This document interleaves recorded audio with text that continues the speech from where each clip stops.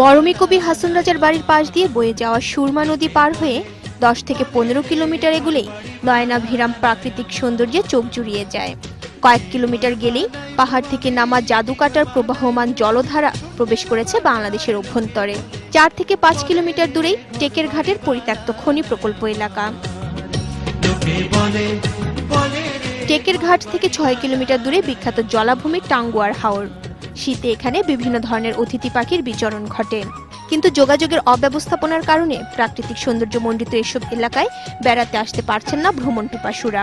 আমাদের কিছু পর্যটন এলাকা আছে, পর্যটন স্থান আছে, যেগুলা যদি সরকার একটু মনোযোগী হয় তাহলে আমাদের পর্যটন কেন্দ্রগুলো অন্যান্য বাংলাদেশের অন্যান্য পর্যটন কেন্দ্রের চেয়ে আরো ভালো।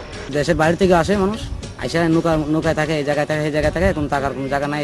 যদি একটা পর্যটন থাকতো, আমরা মতো সাধারণ মানুষ থাকার মতো একটা ব্যবস্থা থাকতো তাহলে খুবই ভালো হইতো, আরো মানুষ আইতো।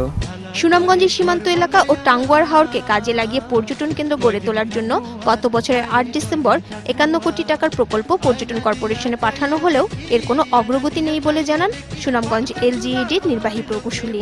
পর্যটন শিল্পের সহযোগী সড়ক এবং অবকাঠামো উন্নয়নের জন্য যে প্রকল্প গ্রহণ করা হয়েছে, এটি পর্যটন দপ্তর থেকে যে কমিটি ছিল সেই কমিটিকে সহায়তা করার জন্য আমাদেরকে নির্দেশ দেওয়া হয়েছে। প্রকল্পগুলো পর্যটন দপ্তরে পাঠানো হয়েছে। এরপরে আমাদের কাছে কোনো রকম নির্দেশ আসেনি। হাওর বাওরের জেলায় সুনামগঞ্জের প্রাকৃতিক সৌন্দর্যকে কাজে লাগিয়ে দ্রুত পর্যটন কেন্দ্র গড়ে তোলার দাবি সুনামগঞ্জবাসীর। Desk report, ATN news.